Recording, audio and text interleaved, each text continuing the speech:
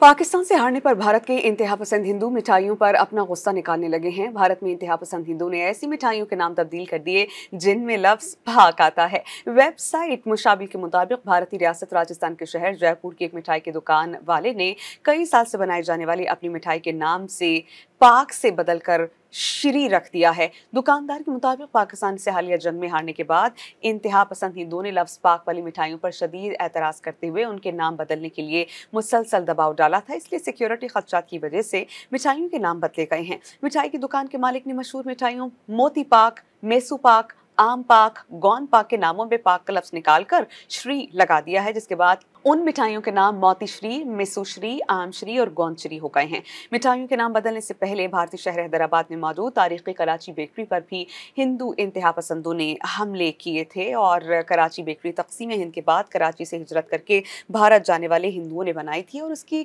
Branches Bharat के मुख्तलिफ शहरों में हैं और उसका शुमार मशहूर तरीन बेकरीज में होता है। लेकिन हिंदू इंतहा पसंदों ने इस बेकरी का नाम तब्दील करने का मुतालबा किया था। मज़ीद न्यूज़ अपडेट्स और डिजिटल स्टोरीज के लिए सब्सक्राइब करें डॉन न्यूज़ पाकिस्तान।